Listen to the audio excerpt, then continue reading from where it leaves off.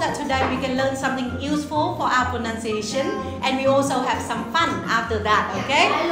The IPA is a system of symbols that help us to represent sounds in English. The International Phonetic Alphabet. Âm này là phi, chữ gì? Chữ gì? Clock. Thì âm gì?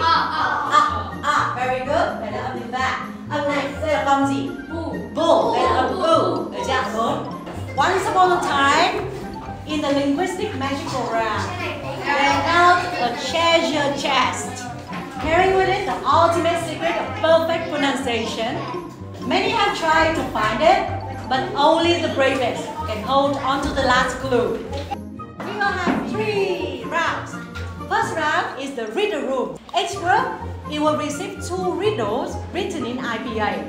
The first job is to translate from IPA to normal English, and then you will have to figure out what the answer is.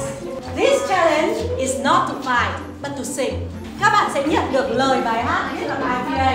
Các bạn có thể dịch, và khi nào phát hiện ra đấy là bài hát gì, các bạn hát thành công bài ấy thì các bạn được gì tiếp? The ants go marching 2 by 2. The ants go marching 2 by 2.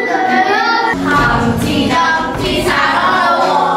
Humpty Dumpty had a great fall. Yes, great bad fool. Vòng 3, treasure hunt. Giải xong karaoke game, các bạn sẽ nhận được chỉ dẫn đầu tiên, đi theo chỉ dẫn đầu tiên đến địa điểm đầu tiên. Ở đấy các bạn sẽ nhận được chỉ dẫn thứ 2, và đến vị trí thứ 3 các bạn sẽ tìm được kho báu của mình. Đội nào tìm được kho báu thì sẽ nhận được cái chìa khóa.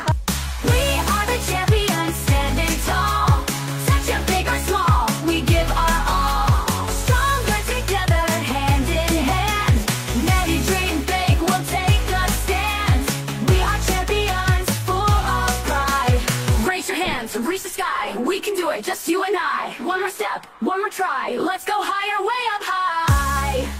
We are the champions.